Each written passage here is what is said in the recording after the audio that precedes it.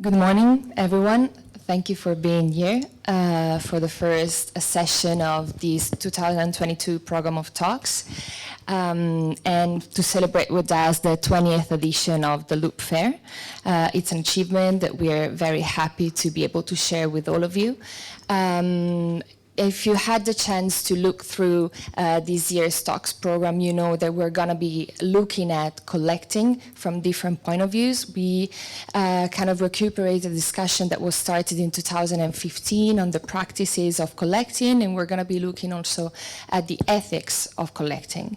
But to start at this year's program, we have the pleasure of having with us Elvira Dyangani Ose, which you all know is the recently appointed director of the MACBA, Museum of Contemporary Art, and Basim Magdy, who's an artist, whom I'm sure you all know, exhibiting at the Loop Fair with that summer, and also currently having an exhibition at the Tapias Foundation. Just to give you a few lines of introduction on the both of them, Elvira is as you know, the director of the Museu d'Art Contemporani de Barcelona, MACBA. Previously, she was director of showroom in London. She recently joined the Tate Modern Advisory Council, and she has a lot to tell us about this new venture that she's kind of building up with a team at MACBA. Basim is an artist working with a variety of different mediums, among them film. Of course, you'll be able to see one of his recent production at the fair, Fear, Death, Love, Death, and also a selection of two other films made in 2013 and 2014 at the Tapias Foundation, The Dent and Crisobel. His work has been exhibited internationally and is part of public and private collections. I'm really happy to have you both here, and I leave the floor to you. Thank you so much, Carolina. Good morning, everybody. Bon dia a tothom. Com esteu? It's a pleasure. Com esteu? Hi, how are you? That's what I want to hear. Thank you so much. That's the energy. Everybody else, take your morning coffee. Well, call me nostalgic, but I feel since I stepped onto the fair yesterday that I went back to my first visit to this project, which was the year I started. I don't remember when because I'm very forgetful. My son always tells me. But it was at the hotel in Sanz Estación, and it was incredible. For me, it was an incredible opportunity. I had heard and read about those moments where you used to, artists used to do these things outside the spaces. In fact, at the time in the 90s in Barcelona, there used to be many artists. I remember, Martí Anson and Martí Manent doing projects in the lobby of their houses. So many things that were counterculture, also things that were part of the sphere, the sort of the larger sphere that called counterculture sphere in Barcelona. And I remember doing shows in Can Felipa or working with an artist collective that was doing a Paradox d'Art. I don't know if you remember. But those things, all of those things came to mind while I was wandering yesterday through some of the booths of the fair.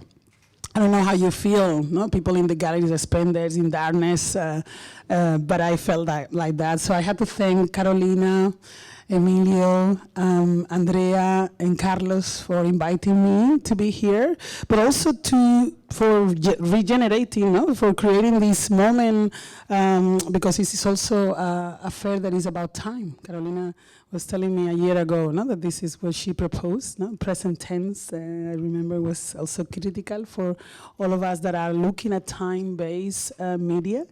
But I thought a lot about what it also means for Barcelona, right? Like what it means for all the loop that is happening outside the fair. And some people have said to me, I will go to MACBA in a couple of days, blah, blah, blah. And I hope you do. But I also hope that you go and visit all these other places that are around the city and that have put together the effort to bring artists that are using video or that are working on video. And Basim, that we know each other for so long, I don't even remember. Do you remember when we met the first time? Sevilla. Sevilla, Geopolitics of the Animation, curated by Juan Antonio Álvarez Reyes. That was my last year in Seville. It was great. And it was a very particular moment because it was a moment where we felt the need I don't know if you remember the 90s. Do you remember the 90s? Where we felt the need to show people somehow linked to a specific geography. And I don't know if you can do this exercise like to memory land and what it meant for you to start presenting your practice within a scope that was not necessarily just aesthetic, but also was, let's say, geographically driven or geopolitically driven. Well, first of all, thank you, Carolina, for the introduction, and also you forgot to mention one very important part, which is that you curated the show at the Tapias, and so thank you for that because it's an incredible show, and I'm very happy with it. And thank you for the conversation. Well, actually, that's a very interesting subject because that was I saw this from the opposite side. This was right after September 11th, and there was an incredible interest in art from the Middle East and art from Egypt. Some of it was, had layers and complexity to it, and some of it was very straightforward. We want to go there, find artists, and make a show, and have a lot of visitors, and so this was one of the shows that kind of looked at geographies in a more complex way, where at least it wasn't claiming to represent art from a specific part of the world. It was looking at how all these geographies were talking to each other, and my work wasn't even about that. And so it was also important to include things that were include works that were kind of speaking maybe about this in a very subtle way. But my position or my stance on geographically, like straightforward geographically driven shows was that I don't want to be in them because on one hand I felt I don't think you can represent a country by any number of artworks because a country is millions, tens or hundreds of millions of people and they have lives and I don't think any number of artists in this country can somehow talk about all of this or convey the complexity of it. But also because I had this intuition, I mean, I was young, so I didn't really know what I was doing or talking about, but I had this intuition that this is something that's trendy and it's gonna fade, and I don't want my work to be seen only in this context of Egyptian art or Mid-Eastern or African or Mediterranean or whatever the context was, because eventually this interest is going to fade, and if my work is only seen in this context, then it's always going to be seen in this context. I'm not going to get invited for other shows. But also because my work was not about that. It was never about a particular place. My work was always about trying to create fictional places, to create fictional narratives, scenarios, and that can be understood by as many people as possible from different backgrounds, and they would feel like this relates to them and where they come from. So yeah, it was an interesting moment, and it was nice that they were, as opposed to like all the contemporary Arab, now Egypt or contemporary or Cairo or whatever shows that were happening at that time. There was shows that were looking at this idea of geographies and politics in a more complex way. And in a way, I very appreciate that you say that, because I think there is a need, and this is something that we are also trying to do at MACBA, particularly in the presentation of our collection, both of times-based media artwork, but also other kind of practices, no? And trying to go back to the poetic intention of the work, right? Like, and understanding sometimes exhibition making, also institutional framework, as a sort of a broken language that sometimes it's an intermediate. The relationship that you could have as an artist, or the work itself can have as a piece, as a poem, as a poiesis, no? with the spectator. No? So I feel like there is a nuance that started at that moment, even if with all the complexities as well, no? Of the world that was opening like at the end of the 90s, and the world that was also closing, that is still very much in the subterranean of institution making. No? But I love the fact that you point out about the essence of the practice, the conduit for something you want to say in the relationship with the viewer. How you deal with that with your with your practice in general? I think in different ways. I mean, part of it is that I do what I want and what I really enjoy. I mean, I studied painting. I started by painting, and then I moved on to installation, and I moved on to, I made this animation that, you know, was in this show, and eventually I discovered filmmaking, and I started working with Super 8 and then 60 millimeter, and then from there I went to photography. And the whole time, I mean, I've been doing all of these things at the same time. I stopped painting for a while, and then during the pandemic I went back to painting.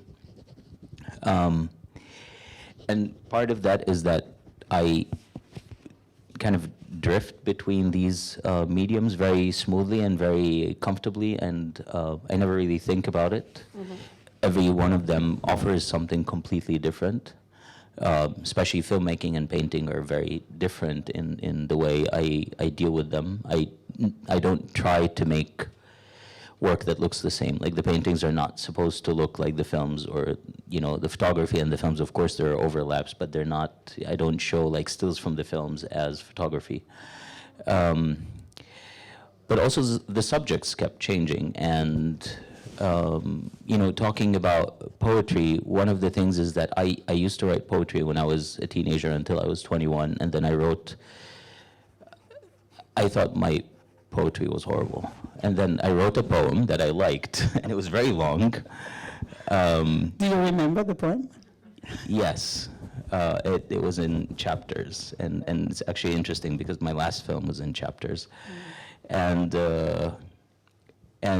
I thought, okay, now I wrote a good poem, that's never gonna happen again, so I'm gonna stop. And I stopped, and I focused on art. Wow. And years later, when I started making films, I had to write a script, and that was a challenge. So I started writing, and somehow it came out not as poetry, but the writing came out kind of in a poetic way. Mm-hmm.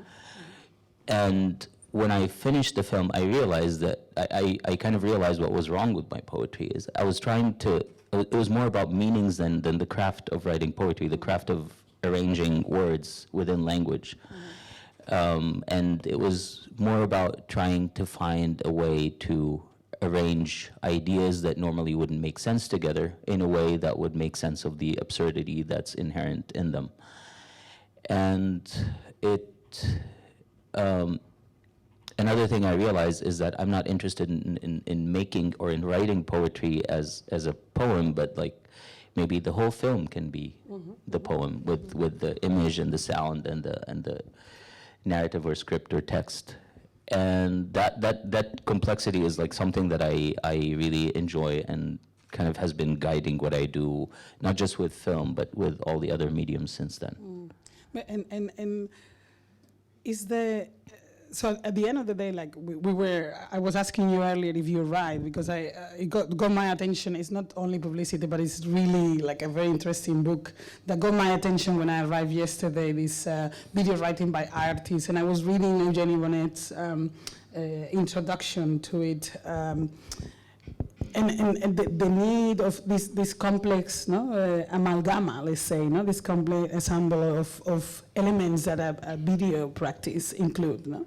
You say writing, and it's something that then somehow escaped the video to be part of something that you declare in different ways. No, I always feel like the artists that are somehow, I would use the word flirting within different media. Found like they are never comfortable in just one, no?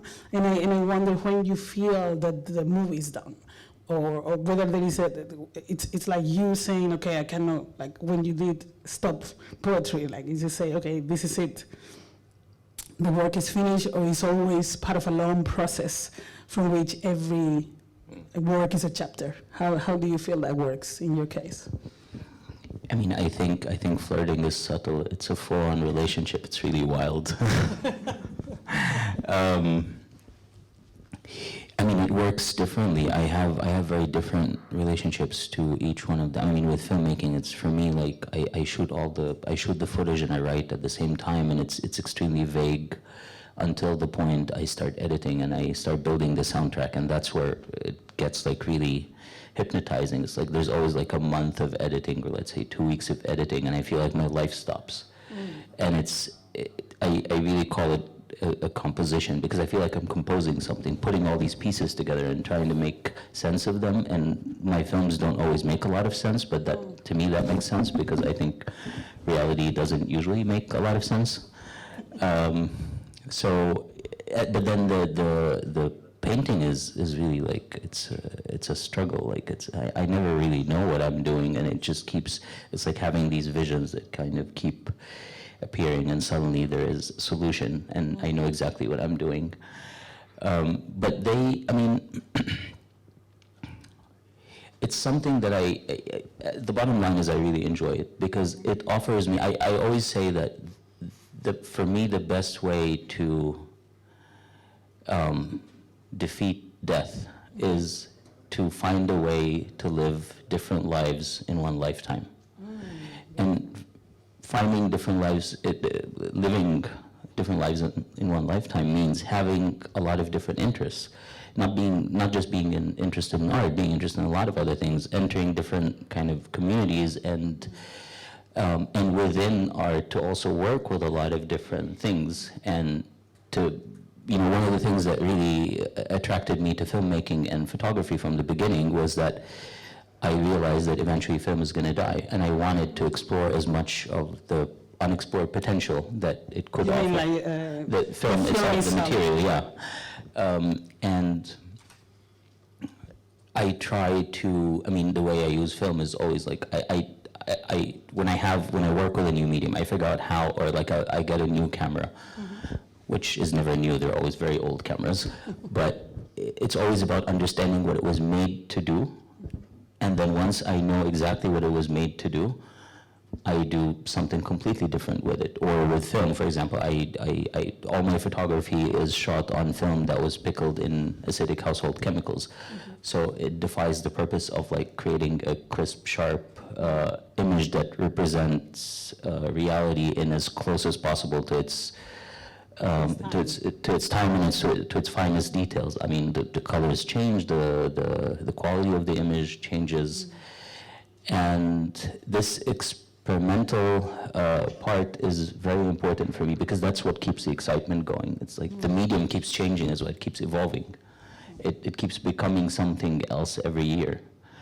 And one of the other things I told myself when I started making films is that I have to introduce something different in each film.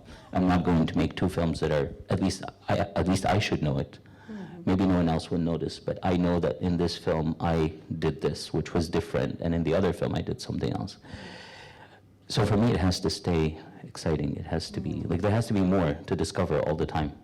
There are two things I want to talk to you about. One is this inherent absurdity, which you say very in passing, and for me is very poignant as a poetic aspect of your practice, of your aesthetic. This somehow a lens from which we can see the world. And another one is what you were pointing at now, which has to do with the materiality of the film at times, that is evocative of a let's say, invitation for the viewer to regress. I don't know how many of you guys have seen the works on display here or at Tapias, but there is a quality around some of these, the archival footage, or even the, things that we know you're taking in the present, but that had that patina that somehow take us back somewhere else in time. I feel like one of the beauty of working in a museum, working with artists in art, is that we are, just to put you an example, today I was trying to explain my son, which is 6 years old, what it means a myth, right? And how I can explain that, because he was saying, Mommy, Black Panther, does to exist or not? But because, of course, but that you want to keep the idea that there is a system of belief that has nothing to do with religion, right? And I feel I see it in the arts, and more than any other media, filmmaking and video art bring us back to that time, like the time where a myth somehow is captured, right? Is invoked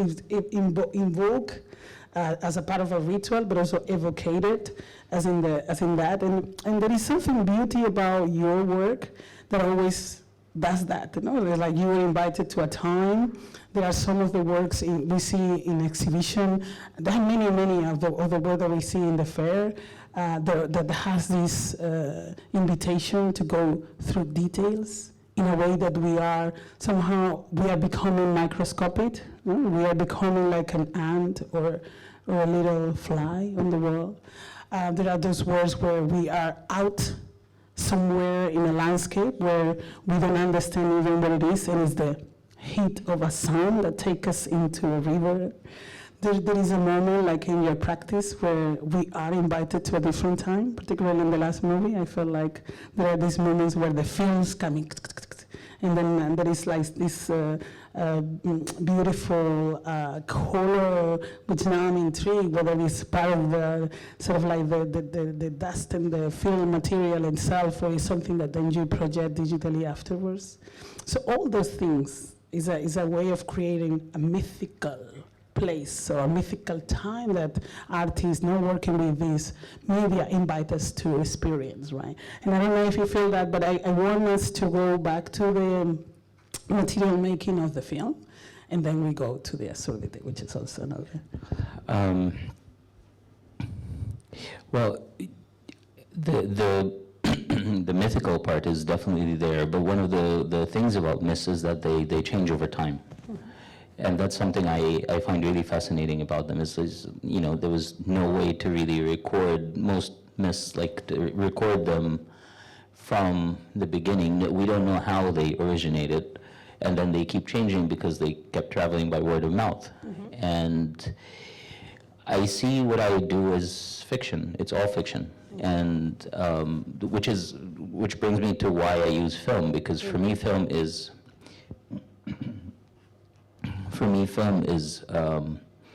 it doesn't, as opposed to like new digital video technologies, which are really try to represent reality in its finest detail.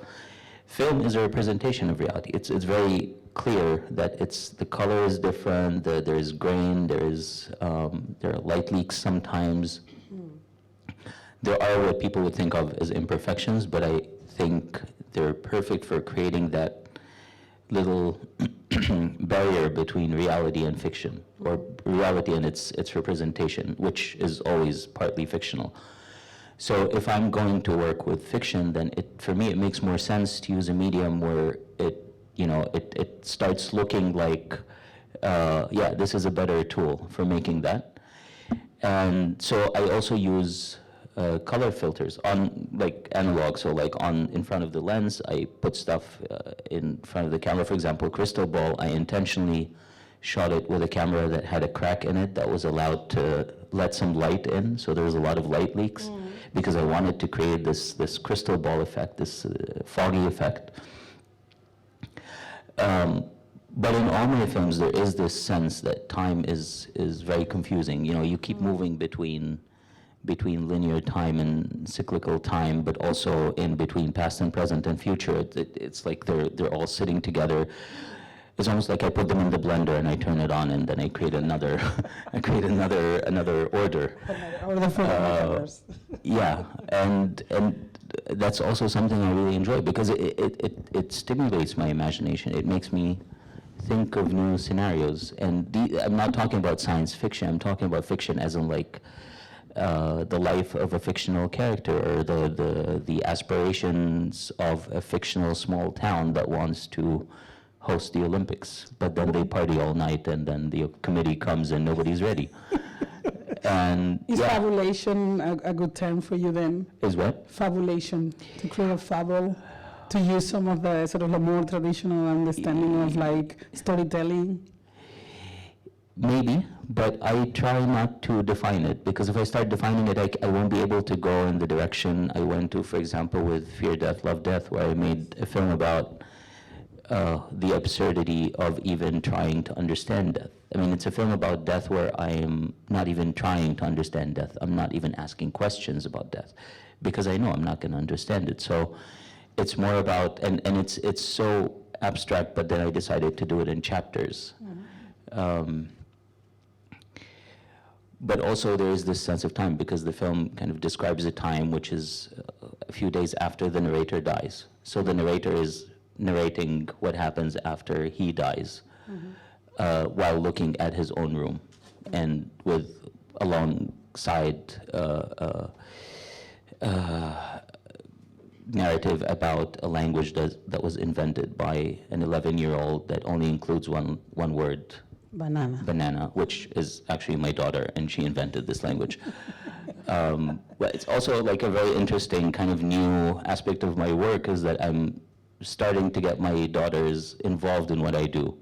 They're amazing, aren't they? And well, we'll see when they're older, but yes, they are now. But yeah, so they were in this particular film, they were really involved in, I had one of my daughters editing actual 60mm film, and painting on it with a marker, and the other one was doing the hand gestures and inventing the banana language, and they had no idea what I was doing. And then eventually when I finished the film, I told them, look, this is a film about death.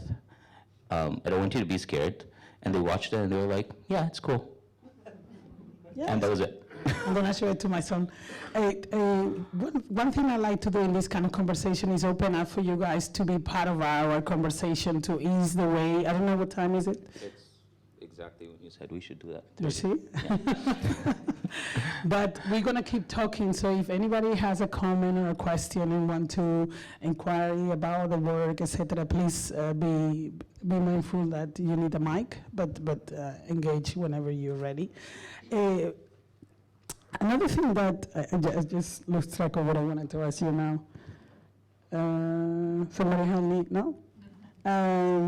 There was actually a first thing in the last question. There was a first thing and a second thing. I can't The remember the second first thing thing. was the inherent absurdity, but Yes. somehow you have got to it. Yeah. But I feel We got like, there. but I feel like there is something about the absurd that I think we need to recover. I mean, years ago somebody asked me, well, if you think about the museum of the future, what museum will be? And I say the Museum of Uncertainty. But particularly because museums have been based on certainty all the time. And absurdity, I think, need to be part of the game somehow, right? Like there is a part which, of course, we all learn, but also we should also unlearn. So absurdity or, parapoiesis or parapathetics, I think there are keys to understand the world differently. Just put the lens somewhere else, right? Just put a crack in a camera where, the light wasn't supposed to be there, or just put a filter, right? Another, somebody showed me yesterday like a filter for the camera so then she can see herself more beautiful. And I'm like, no, I'm not talking that kind of filter, but the other filter, right? So I feel like there is something about that I think we need to bring to life. Yeah. I mean, I see the absurdity in every day, in the unexpectedness and the randomness in everything that happens to me every day. I mean, talking about crystal ball and using that crack in the camera instead of saying, I'll never be able to use that camera. Think of it this way. In the morning, you wake up, you rub your eyes, and everything is blurry for 5 seconds, and at some point during the day, due to some completely random events, you find yourself with someone who is talking to you about, asking you about when you were born and what time you were born, and checking their app. What is it called? CoStar? CoStar? I don't know that. Yeah, there's this app that everybody, and like, they ask you so many questions about when you were born and what time and where, and I don't know the answers to these questions. And eventually they tell you things about your personality that you didn't know. People is crazy. So, and then maybe you'll end up at night with someone who's talking about that time they went and sat with someone with a crystal ball and they saw their Don't future. spend time with those people. And that's everybody. And these things happen. Oh my God. These things happen in daily life. It's just, I think absurdity is a very important layer of reality, and our brains are trained, or we train them to somehow edit out all the things that don't make sense in a logical way, which is also constructed, so that at the end of the day, we have a narrative that is very normal, without all the absurdity. So I try to keep the absurdity and play with it even more in my films and see where I can go. One thing that has to do with collecting, just to go back to one of the themes of this year talks, you show all your videos for free on your website, is that right? Yeah. And that hasn't prevented you from selling them, right? No. Can you tell us about your decision on doing that? And well, I started making films, and then I asked myself, why am I making films? And the answer was, part of the reason is I want people to see them. And it made a lot of sense to put them online. And then everybody said, you're crazy. And I said, why am I crazy? And then the answers were actually very different. One was like, oh, people will download them and do things with them. I'm like, well, I mean, I'm not that important. Well, what are they going to do? But one answer was, oh, your films should be seen in the right like visual and sound conditions. And in the back of my mind, I was thinking, I watch films on my computer in bed all the time, and that never, you know, stopped me from enjoying them. But I also go to movie theaters to watch them, and I see films in shows, in museums, in galleries. So it made sense for me that like these three formats should coexist. That I show my films in film festivals, and I show them in an art context, in a lot of different art contexts. But I also think it's important for people to be able to see them, because also it is, if I don't put them online, I think it's quite elitist, because then I'm limiting the visibility of my films to specific parts of the world at specific points in time. And also it might have to do with money as well, because, you know, sometimes you have to pay to go to museums, and a lot of people are intimidated by going to museums. And also there's another aspect, which is I'm very aware of the fact that my work is shown like 80% of the time in Europe and the US, because that's where the money is to make shows. So there are a lot of, you know, aspects to this, but I think what happened was that putting my films online allowed me to do two things. One is I don't have to make DVDs. Well, that was a long time ago. But I don't have to burn DVDs all the time and send them to curators. But also I don't have to send emails with links and passwords all the time. But the other thing is it gave a lot of people who may not be interested in art access to my work. I made this film in, I think, 2010 or 2011, 13 Essential Rules for Understanding the World. Mm-hmm.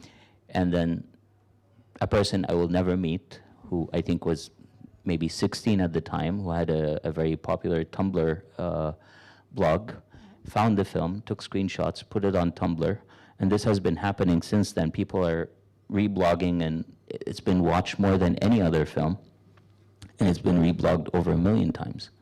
So this is access to people who may not be interested in contemporary art. Mm-hmm. I go do lectures in the US at universities, and at the end, after I show this film, someone comes up and says, I know this.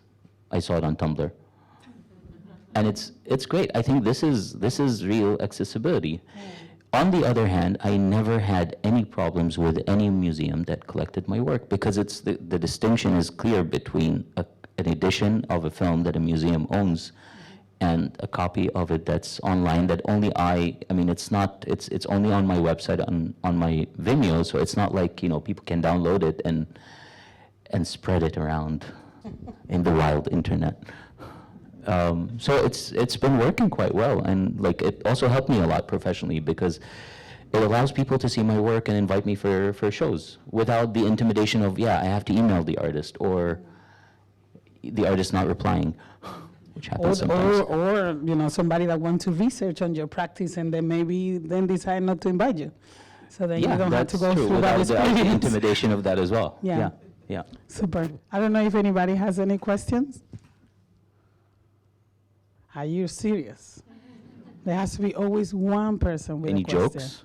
Any jokes? Any comment? Any jokes? Any fellow artists that want to support here? Poor Basim or me? No? Okay, fine. What time is it? We have 14 minutes. 15 and 14 minutes. We have 14 minutes, okay. We can be here I all have day. to come up with stuff to say. We had to come up with stuff. Yeah. Let me think. Have you ever have it? So tell me about. I mean, there's something very important. You have said it.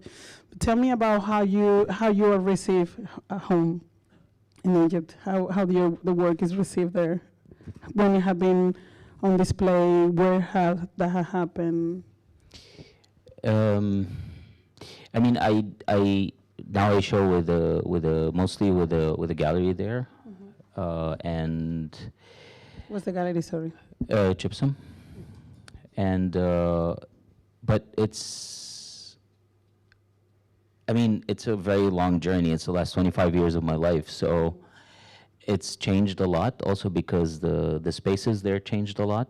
There used to be an amazing space called Townhouse Gallery where when I started, I used to show there a lot, and I mean, they supported my career. I think a lot of what happened couldn't have happened if I had this. I was very lucky with this start with Townhouse Gallery. But yeah, I think it's, I don't know how it's received. You never know how your work is received because, you know, the people who like your work come and tell you that they like your work. The people who don't like it usually just leave. So. Or worse. Yeah, but people tend to be polite because they don't Lucky know you. if the artist is rude and will embarrass them. So I don't know. But I mean, I'm still very, I mean, I'm in between Basel and Cairo, and I'm there a lot, and I'm still in contact with a lot of people in the art scene, and I show my work, but you know, whenever there is an opportunity, and I think it's received the same way it's received anywhere else.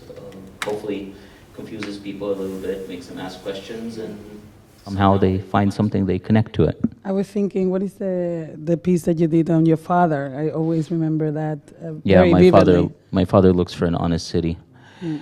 Yeah, it was a film where I shot my father holding a flashlight in daylight, and in walking through a neighborhood on the outskirts of Cairo that was in between, like being constructed and like construction and demolition. I'm always interested in finding places like this where you can't really figure out what is construction and what is demolition. And but yeah, I mean, he made a painting before I was born about Diogenes of Sinope, and I was always fascinated with it. I was always fascinated with this guy who's holding a lantern in daylight. And at some point I started reading about him, and I had a lot of cynical conversations with my father about the way things are on all levels.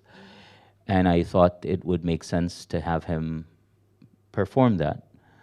And yeah, he was up for it. I was surprised, actually. It's a beautiful piece. And also it reminded me a little bit about, I mean, although it is presented in this sense of this beautiful story, in this gesture that could be also deemed absurd, but also the honesty, right? Like I think we had talked about at some point, no? What does it mean? That what are the ruins or the construction of something we are seeing?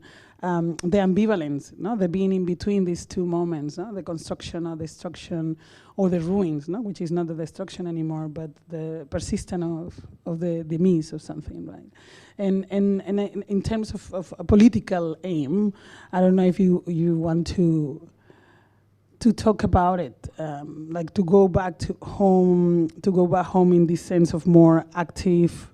The active engagement that you have with the region of or you know, you talk about Tom House, and their own resistance for many years was the possibilities of many artists, not only yourself, but the persistence of a scene, and a scene with a particular agenda that was very political, also in terms of how it was seen by the authorities, but it was also very the catalyst of so many extraordinary moments, both for Cairo and many other places in Africa or Middle East. No?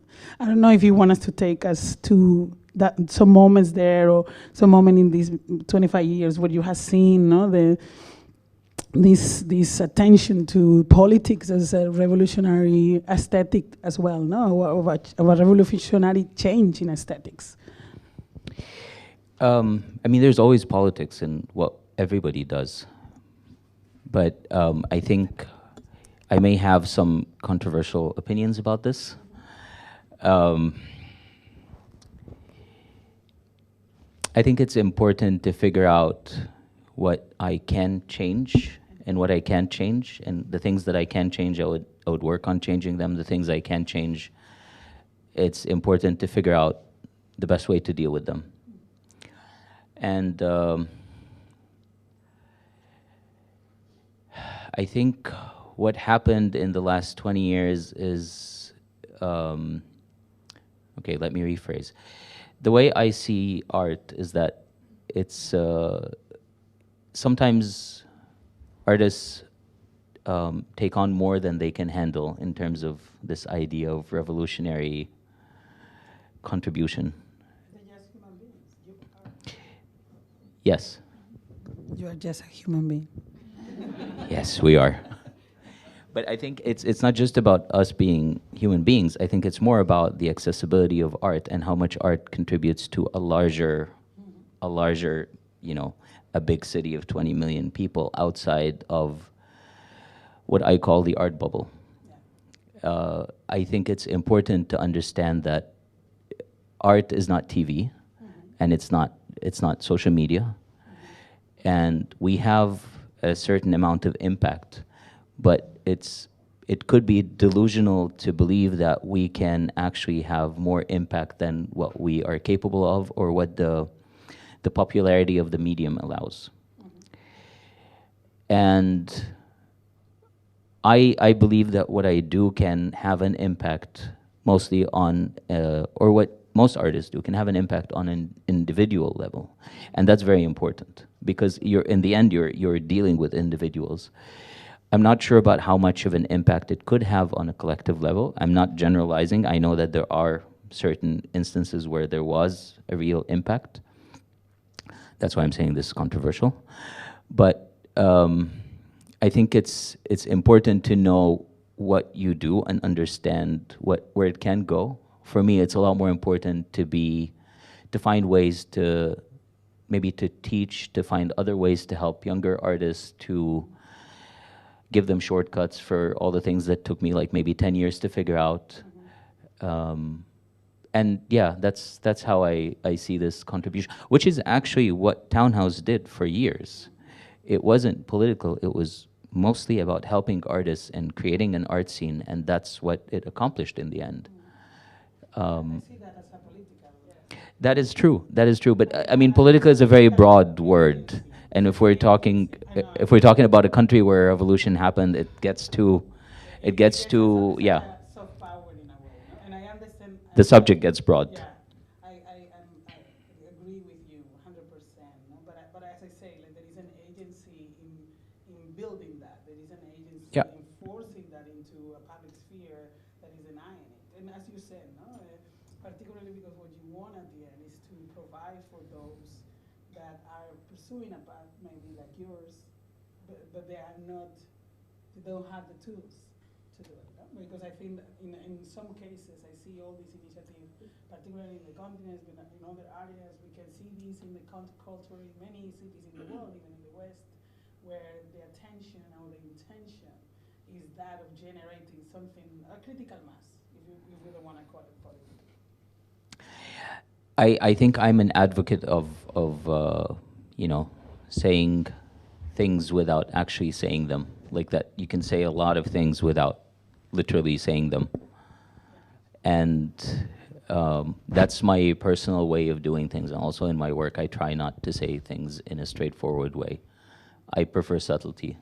So I think that's what I'm trying to say, is that there are so many different ways to do this and so many different ways to be political, and even what political means is very broad, but I'm very aware of what the parameters of the medium are. It's important to look for ways to expand it and to expand, you know, who art can reach and how far we can go with art speaking to people who are not interested in it, or people would never go see contemporary art exhibitions and maybe go out on the streets. But also there should be maybe initiatives to take the money and put it in, you know, a campaign that actually reaches a lot of people. And so there are a lot, I mean, that's a big subject, and yeah, I think, but I still think I think the bottom line is it's important to share the knowledge and the experience that one has with other people, and that's the most basic form of finding a way to help other people in any way, or be political in other way, in any way. And we're very grateful to you. I think there are two questions, and Oh, we great. might get them questions in, Yeah. and that would be because you guys are, you know, out of time. So Thank you for a very rich conversation. It's I didn't have enough coffee. This was enough coffee right now.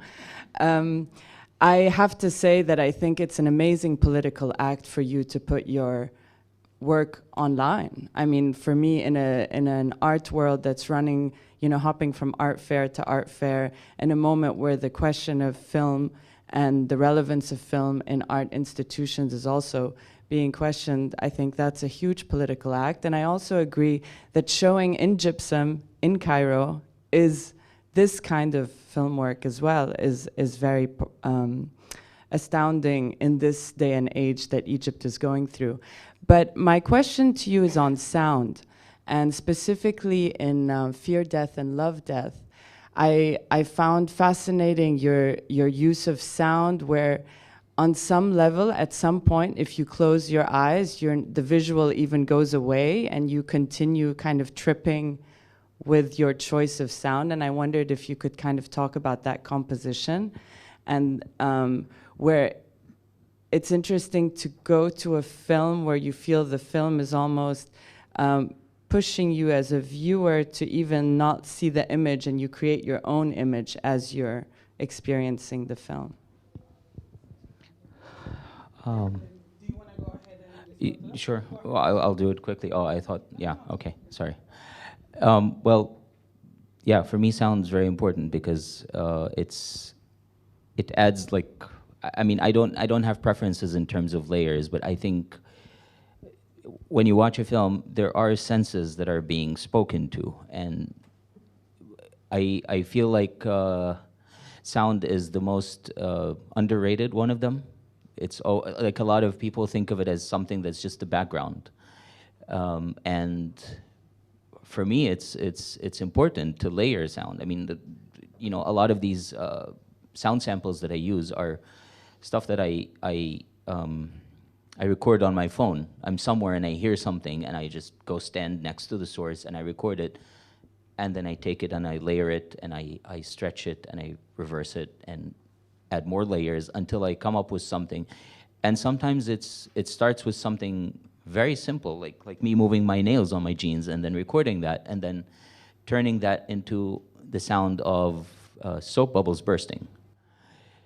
And the process is interesting, but also how you see something and you hear another sound, a sound that doesn't represent it, a sound that doesn't, you know, they don't translate one another, they don't, you know, you don't see a cat and hear a cat.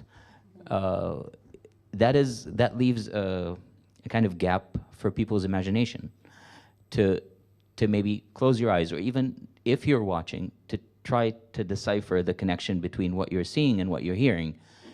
And this is something that I find, you know, I enjoy working with that, because if I'm, you know, that's something I can't do with normal language. I can't do in a conversation. And that, for me, that's the most important thing about art. But yeah, I mean, I hope you'll all get to see it. It's in the booth of Art Sumer here at the fair, I think room 106. Yeah. So hopefully you'll see it, and whoever hasn't seen it, and yeah, you know what you're talking about. There was another question. Yeah?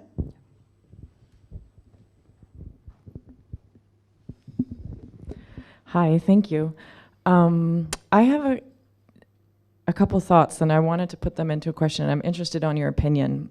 Going back to something that you said about the individual experience of the artwork, and then going back to collecting and something that you said about myth making or myths, and thinking, or maybe making the step where, maybe not so much in private collections, but in public collections at least, it is a moment where the potential of the artwork to become collective comes into being, right? So the radical or maybe political potential of an artwork to go beyond the individual experience happens through the institution, which, or can happen through the institution, which I think is an amazing thing. But institutions have also been in a bit of crisis, and they don't know where to go. And as you said, there's the institution or the museum of uncertainty in the future, which I would agree with. But how do we bring both together, where you have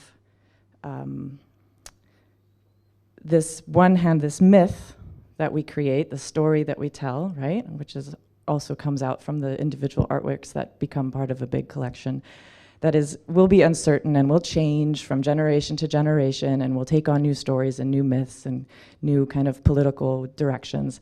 And how do we also add a certain sense of certainty and say, this is what's happening now, this is how it's kind of rooted in this world, this is the history that we're trying to tell. I don't know, does that kind of make sense? Or how does the institution bring together this uncertainty, but also this a certainty that I think we as human beings also want, to be able to understand an artwork within a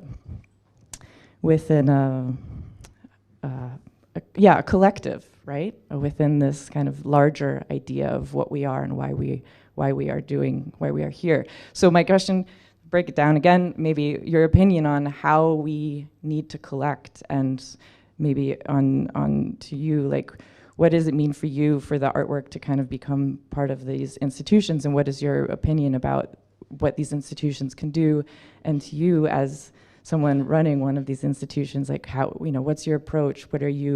How are you trying to build this myth that is going to, become part of our historical narrative?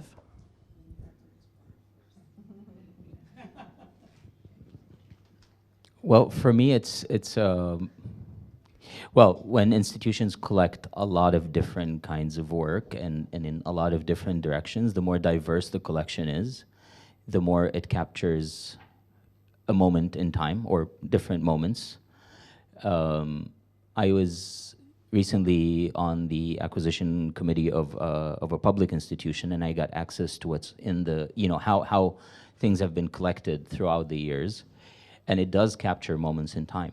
There's those 10 years, you see that, they've been collecting this stuff and this time. And of course, we're talking about gender, and we're talking about medium. There's a lot of painting in a certain point, and then you start moving into other directions. It's somehow a record of the time, but also I think it's important to understand that collections need to change, and they need to change their mentalities, and they need to understand the time that they live in, but also to look at the future and how this could be valuable in the future, or maybe come up with new ideas for the future. And that would be even more interesting, to think of what no one else has thought of. I mean, it's not just artists that have to come up with new ideas. I think also institutions have to come up with new ideas, and not just respond to what artists are doing, and to come up with new futures and new possibilities. But for me, it takes me back to why I put my work online, because I mean, all of these things, for me, all of these places have to coexist. I mean, when, my work is on my website, but, when I die, it's going to be online for 2 years maybe, and then it's going to disappear. So then it's in the collections of the museum, and there it's probably going to stay forever. I'm not interested in what happens after I die, but if we're talking about, collections and creating a record of a moment in time, then this is part of a vast record of moments. And yeah, I don't know if that makes sense, but that's my contribution to this.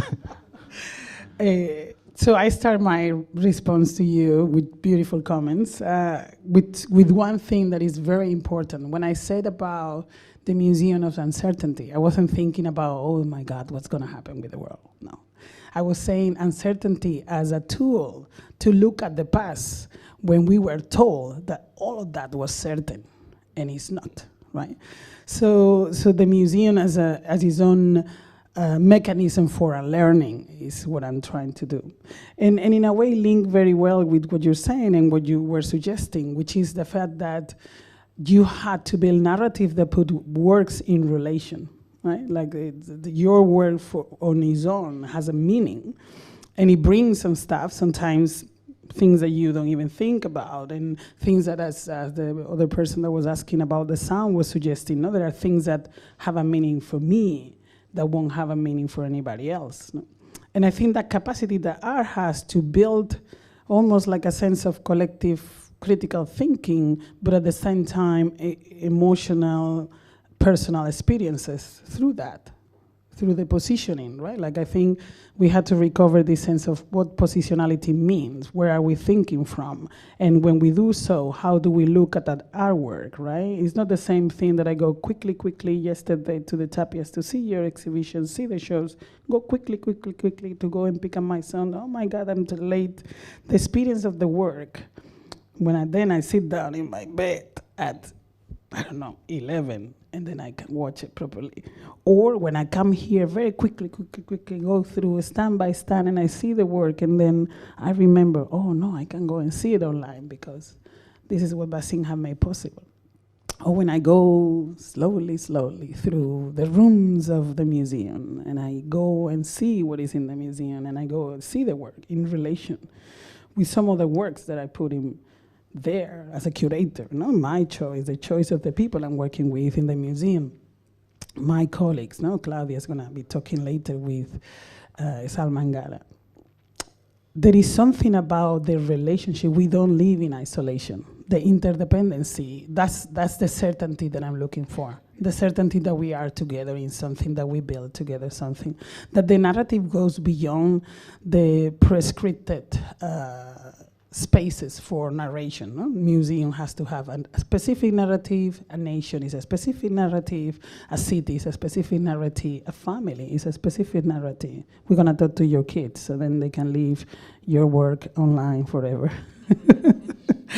But what I mean with this is that we build those narratives almost as you were saying, in relation to what is the world. And I was thinking while you were talking about, where you were asking the question, I wrote down contemporaneity, I wrote down coevalness. And in a way that sometimes doesn't allow for all those things to be, sitting together comfortably, but that has to be. Right? Because those different times, the scales of times, those rhythms, right, are part of what you said, the inherent absurdity that life is, after all. And museums are there not to organize that absurdity, but to give it platform, and for all of us to make sense on ourselves as individuals, but also as a group. And as a group is a narrative that is a micro narrative that then will change the next day, right? Like I think one of the things that I won't say I hate, but I will say I will challenge, is the perception that the collection is permanent. That's not such a thing. The word it is, of course it is there, but it's not in permanent view. So what does it even mean? No? Particularly when it's a contemporary collection. And the fact that we can go and play the poetics of the work in relation to other poetics of the work, etc., with our own life, with our own mechanisms as institution making, with our own mechanism as an individual, as a group. I think that's what makes it exciting for me as a director, and that will make uncertainty a beautiful terrain with all the potential to engage with everything.